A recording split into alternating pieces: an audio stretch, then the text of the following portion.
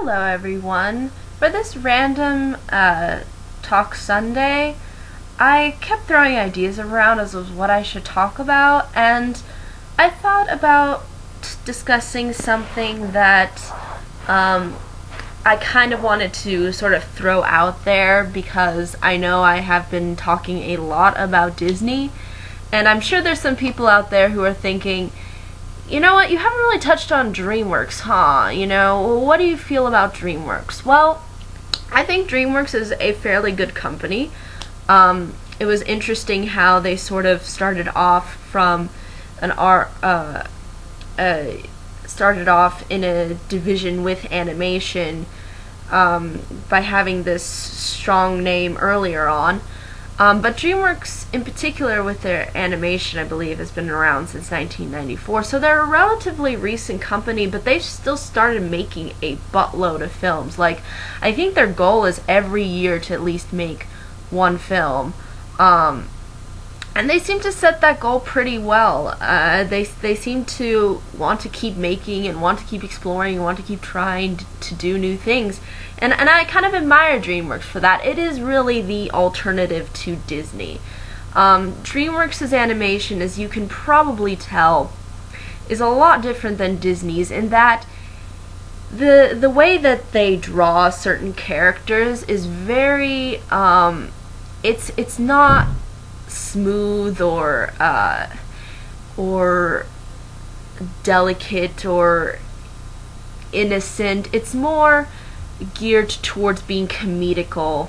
It's kind of similar to what Warner Brothers was early on, when they were competing with Disney with their cartoons. But I think DreamWorks has been able to establish itself within the marketplace for children's films in a very interesting way. I mean, they are pretty much the only big alternative to Disney/Pixar. So really what they have to offer, I think, is rather unique. But however, there are two problems that end up surfacing when I end up talking about DreamWorks. In that it's really hard for me, as you can see by the title, to pick out my favorites. Because a lot of what ends up happening with me and DreamWorks is that I think a lot of their films just turn out to be okay. Or they're films I haven't seen. Like, I haven't seen Kung Fu Panda, I haven't seen the sequel, I haven't seen a lot of the Madagascar sequels, even though I saw the first Madagascar. There are just a buttload of these films that I just haven't really had the time to really invest in. So much because I think since DreamWorks is a newer company, they've started producing things once I was kind of out of my childhood. So really it's kind of hard to pick out the ones that I like the most or that stood out to me, because I haven't really seen a lot of their films, actually. I think I have seen a good chunk. Some of them I've seen are pretty bad. Like, I've seen Over the Hedge, which I thought was really bad. I saw the Shark Tale 2, which I thought was it was those two films, I think in particular, were really hard for me to watch, just because of how the direction they went into was just, it's painful to talk about, because those two particular films I think stood out to me being the worst. But a lot of the other DreamWorks films that I've seen are really just in the okay category for me. Like, not a lot of them really stand out to me or make me. There's not really a lot of bits within animation where I go or ooh or I feel really high emotions. A lot of the time, I think DreamWorks likes to do a lot of comedic as well as create a lot of dramatic value through maybe action, or you'll notice that they're a lot more action adventure comedically oriented compared to Disney, which is a little bit more of has a little bit more of a serious tone to its films. DreamWorks just kind of likes to be out there and do its own thing, and that sometimes can be really interesting, and I find some of these films that I've chosen to sort of be within that category. But it's really hard for me to pick out a lot of their films because either I haven't seen it or I've seen it and I think it's okay. Like Chicken Run, I've seen. It's okay. It's okay film, but as far as it being anything grand or special, it really it just doesn't stand out to me in that way. It stands out to me as being enjoyable to watch, but not something that I come back with really remembering so much. Similar to kind of The Road to El Dorado. It's entertaining when you watch it. It's a lot of fun, but I don't really go out really remembering much, or at least I don't come back so much with the emotions. It's kind of like how I experienced Iron Man 3 when it came out. After I came out initially, whoa, it was fun, but then when you look back on it, you're like, what do I really remember from that film, or what was really interesting that stood out to me in that film? So a lot of their films fall into that category. It's not that a lot of their films are bad. I don't think really a lot of their films are that bad. It's just a lot of them are more in the okay category. So it was hard for me to pick out a list of them.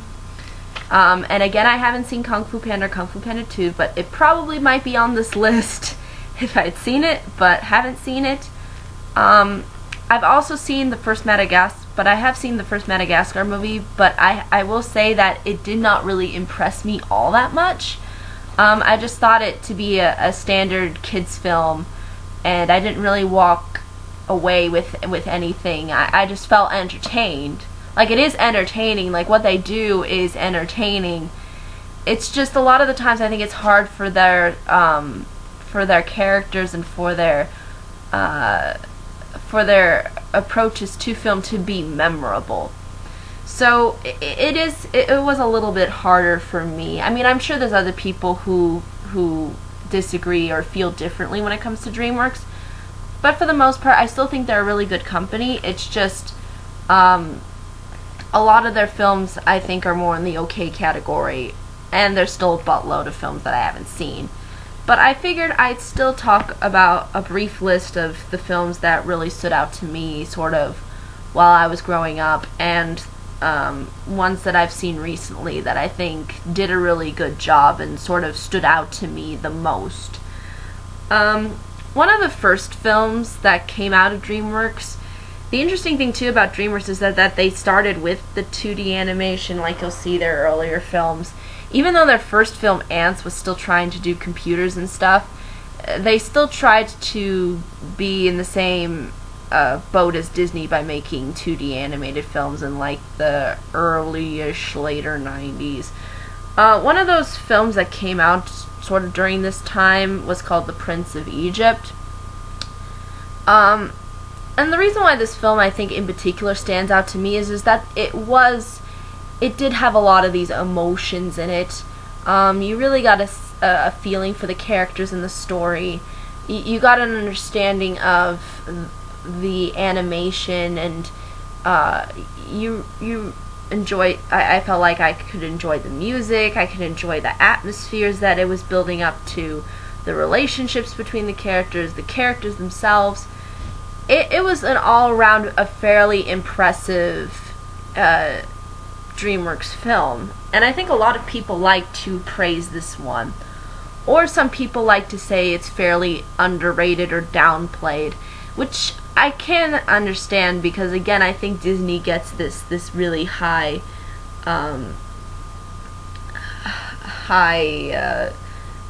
staircase of films, and then you got DreamWorks over here where they're trying to bring in similar ideas, I think, to what Disney was doing. And you kind of see that a little in The Prince of Egypt.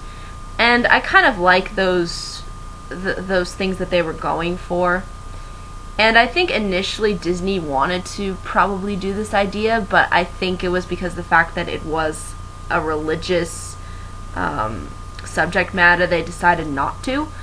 And again, in case you don't know what The Prince of Egypt is about, basically it's a retelling of the story of Moses and the Egyptians, and it basically goes through the entire Moses story, like something that we all know, something that a lot of people are very familiar with, but it takes the elements and it does it in a way that's not so overly emphasized and in your face. Like, they don't have the very mighty God, or they don't really try to force religion onto you so much. And I think that's what makes this film rather effective, in that it does feel a little bit more artsy, a little bit more spiritual, and you really do sympathize with Moses and what he's going through and the obstacles that he has to face. And it's a lot of the things that end up resulting in the film are fairly relatable, and they don't feel like that they have to be tied to a specific religion, even though it came out of a story that was in a religious text.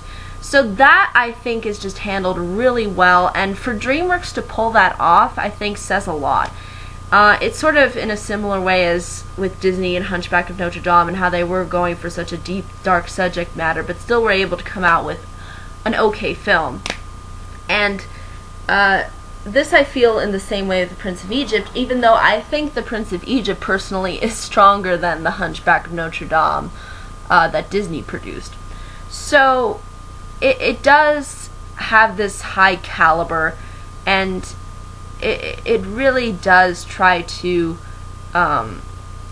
focus in on Moses and the relationships that he ends up forming because of the circumstances that happen within his life, like from the way beginning when he's born, and how he's sent away, and then the Egyptians take care of him and raise him, and then he really discovers who he is, and you know, you see all of these emotions going through him, and I think overall it's fairly effective, and it doesn't try to, it's not, and what I like too is it's not really a typical DreamWorks film in that it's trying to overpound you with humor or jokes or things like that.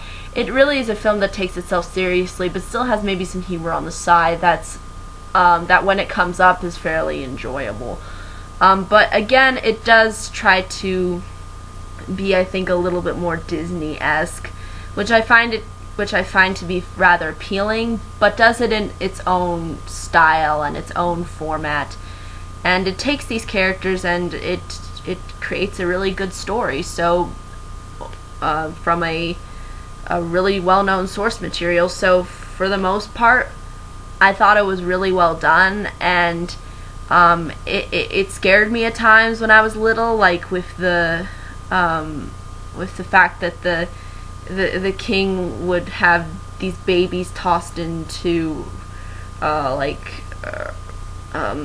water where there's crocodiles in it, and you know, just you kind of see some cruel aspects in this film and really dark aspects too, but at the same time I think they're handled fairly well, and I think it's kind of cool when they can offer these kinds of other emotions too, like they can actually scare you, and it did rather scare me when I was little, some of the things that came out of this film. And the plagues too are fairly creepy. There's other things too that are rather dark, but it does play itself out as to be a drama and executes itself really well, and I think I'd like to see DreamWorks do more of these kinds of films instead of doing the traditional comedic aspects that they have in their films. So that's why I think Prince of Egypt stands out to me. Now the next film that I'm going to talk about is a fairly typical DreamWorks film, but I think it takes the typicalness of DreamWorks and does it in a way that's smart. And that movie, as probably a lot of people have heard of, is Shrek. Now I am going to talk about the first and the second movie, because I do find myself enjoying both. Now, I know the Nostalgia Critic says he doesn't like the first one, but enjoys the second one a lot more. I think, the second one a little bit better, because it does have a little bit more going on, and it doesn't feel so straightforward, and it doesn't maybe rely on as many cliches as maybe the first one does. But at the same time, I still felt that the first one was trying to get something across, that a lot of animated films don't really get across. And that's kind of the whole point of, and it kind of holds a question for animation. Because a lot of the time we've seen films where animation is really pretty, it's very, it's very, designed to be a visual medium. But at the same time, DreamWorks takes this sort of idea that Disney's had with animation, like the beauty of what it looks like, and sort of turns it on its head with a film like Shrek that focuses on an ogre who's supposed to be not attractive and who's supposed to be somebody that we root for and somebody that we want to emulate. And I think that's a very interesting take on a fairy tale, because we haven't seen a fairy tale that's done this.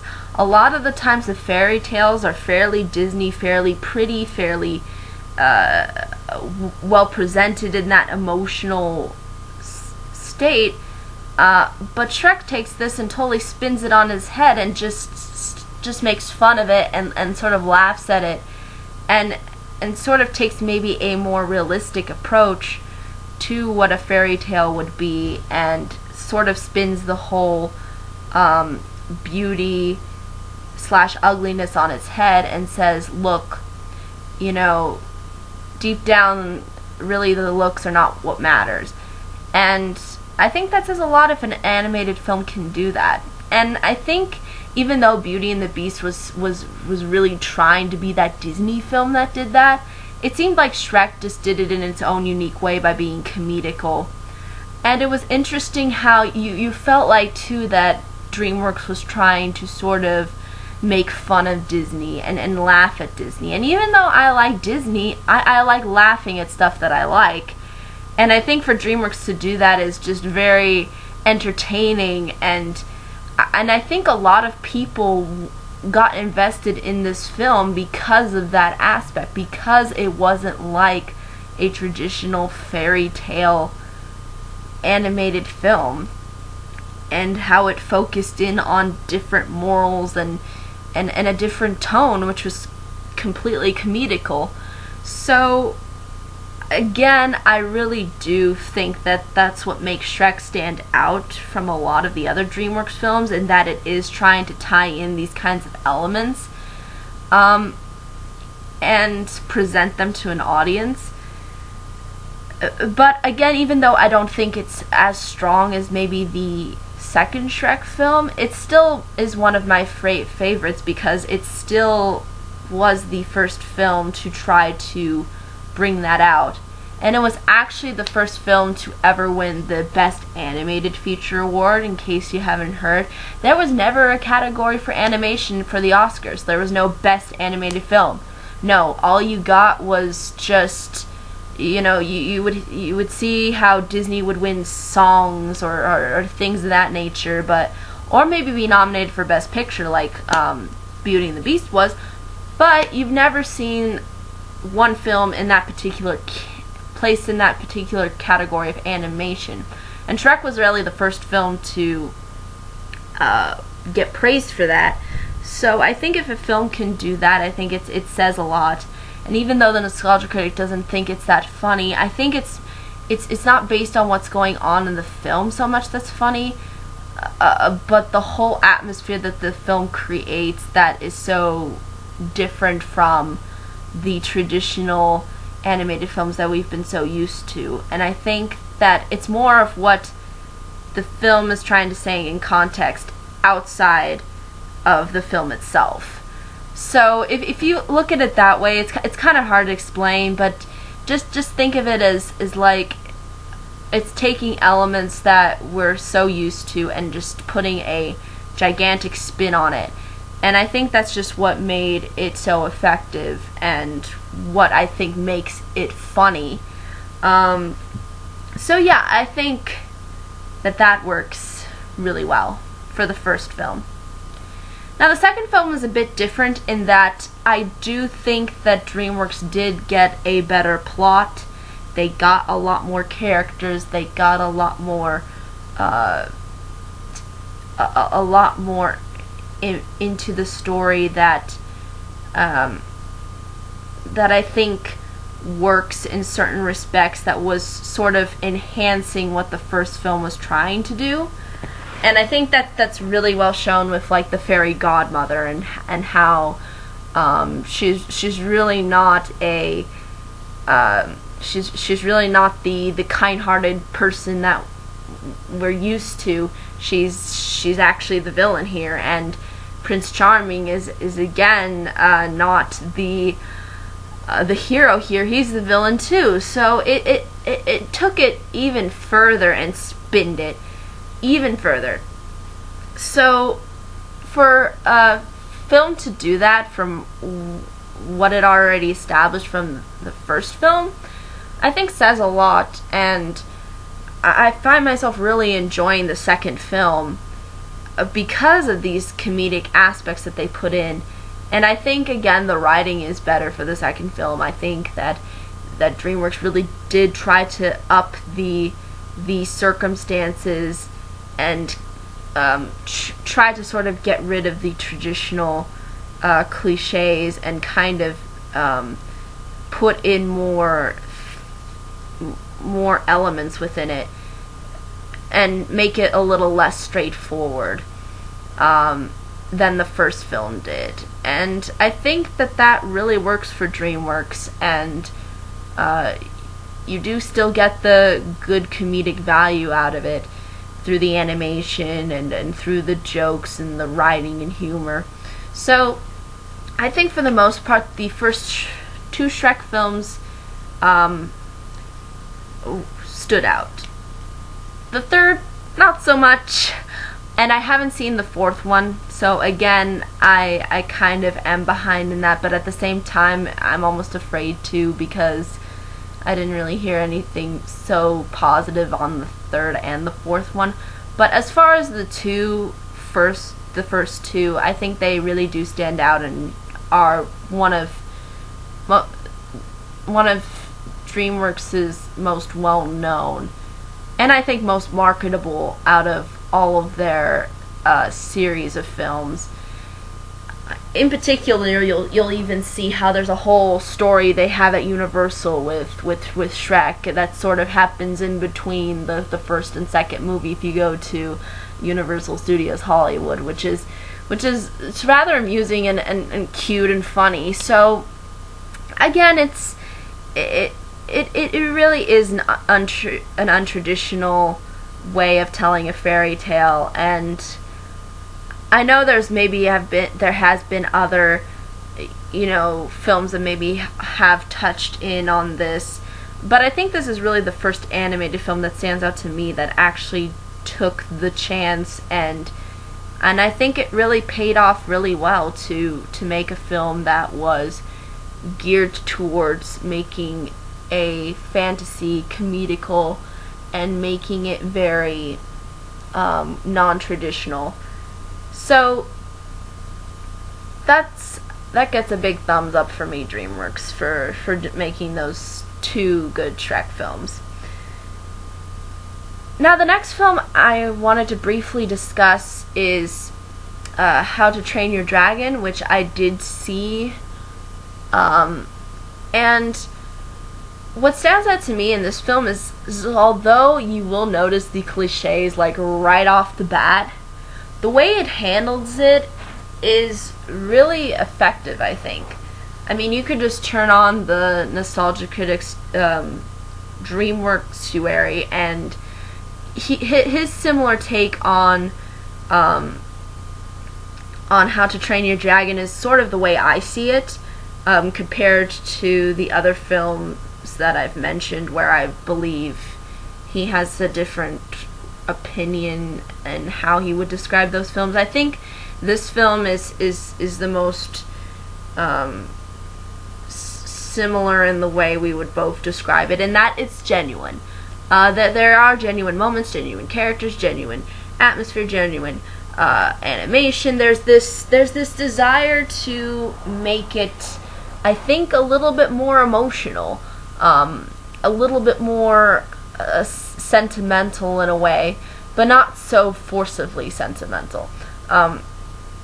It was sort of, I think, in that similar lines to The Prince of Egypt, except not on that same traumatic level, but to the point where it seemed to know how to balance like little humorous comedic moments with these traumatic moments. And for the most part, I thought it was a really good film, and the whole flying bit I think was just done fantastically. Like just the way that they're just flying through, you know, the areas that they're going to. I think that in the same way, and I didn't even see it in like any of that advanced like IMAX or 3D or anything. I just saw it as a standard, I think, just 2D format, and it still felt like I was flying and that I was going on this journey with this little boy as he is trying to basically train this dragon and befriend this dragon. And you'll kind of see how his village is really trying to defeat dragons and kill dragons, and you'll kind of see how there are these kinds of elements that resemble sort of a cliche film. But the way I think there are a lot of cliches in film, and there's no way that you can avoid them, but it's what you do with them that matters. It's how you execute those cliches that really matters. It's not necessarily the way it's the way it's executed, not the way it is.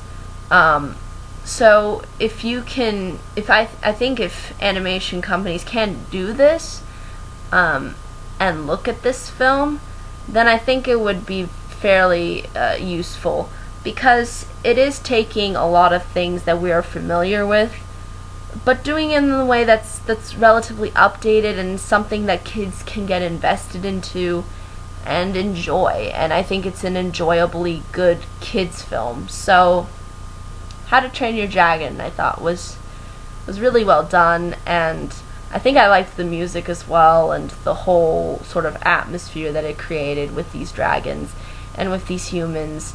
And you'll see how sort of these two worlds come together and what ends up leading to what. But for the most part, I think as a film on its own, it does a good job of presenting these kinds of cliched elements of somebody having to become a hero.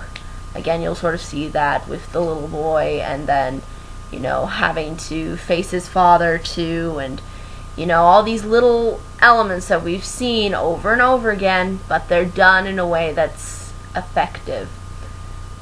So that's really all I think I can say about How to Train Your Dragon. Now, the last film I'm going to mention actually came out recently, so it's not something that the Nostalgia Critic has reviewed or discussed. So again, my feelings are maybe a little bit different than his, except maybe to How to Train Your Dragon, where I felt completely on the same kind of level.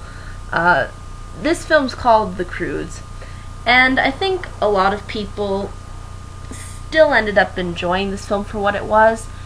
And what I really liked about this film is how it handled the characters, and it kind of takes certain cliche aspects, but it executes them really well. And that's what I feel like that it was doing the right things, like How to Train Your Dragon was doing the right things.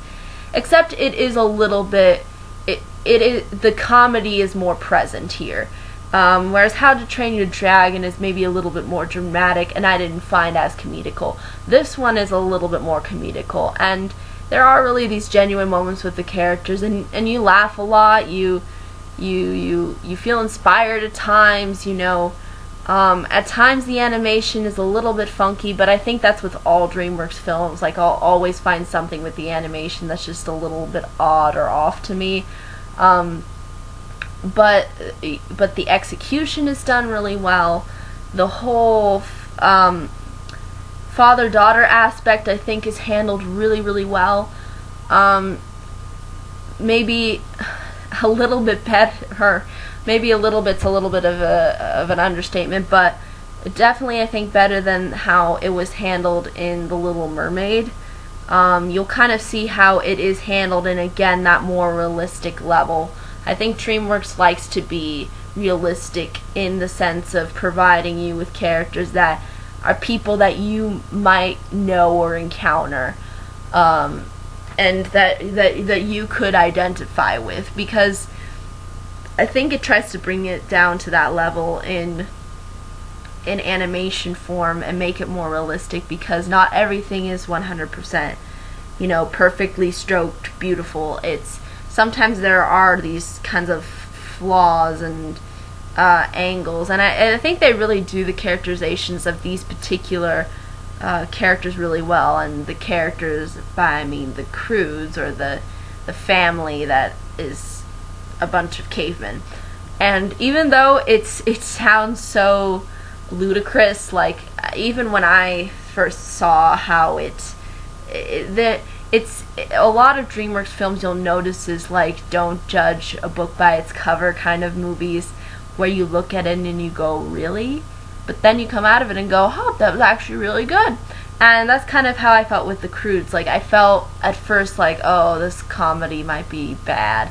But for the most part, the comedy, I think, was handled fairly well, and the characters were really genuine and likable. They really didn't make anybody really the bad guy. They didn't make the dad like a complete jerk. They didn't make him like that. They still made him like a genuine character.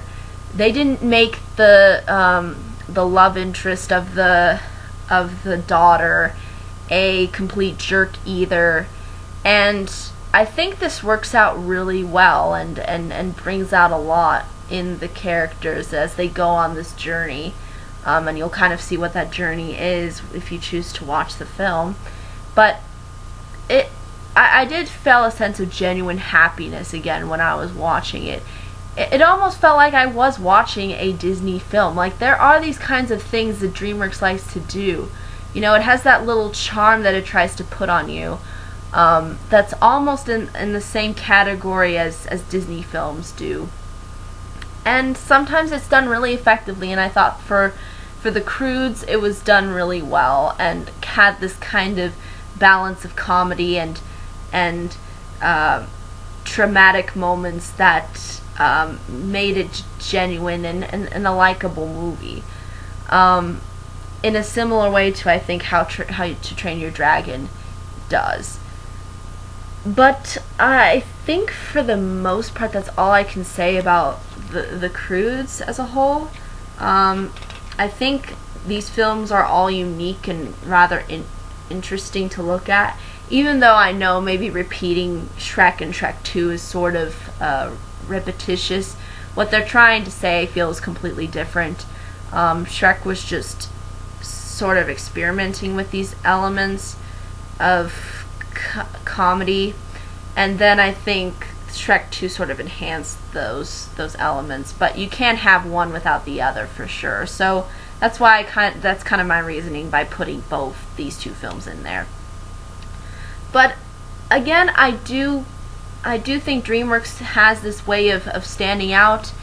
Again, I do understand that they are different from Disney. I'm not really trying to compare them to Disney, but I think they still have some elements in there that represent sort of what Disney is trying to represent, and also have things that are rather unique.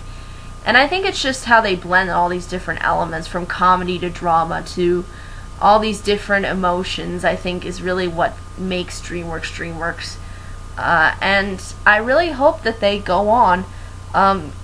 Their most recent film that's coming out, I don't know if it's already here, is called Turbo. and it's about like a snail who's like a racer. And it sounds so ridiculous, but again, I don't know, maybe it'll be another Shark Tale, or maybe it'll be another How to Train Your Dragon or something. But it seems like that they do try, they have a lot of odd choices that they make, but at the same time some of these choices are executed really well. And I think that all of the films that I've mentioned really do bring that out. But yeah, I think that's really all I can say about all these films. Again, any questions, comments, concerns, more than happy to answer them. But thank you so much for watching, and I hope to see you all tomorrow. Bye-bye.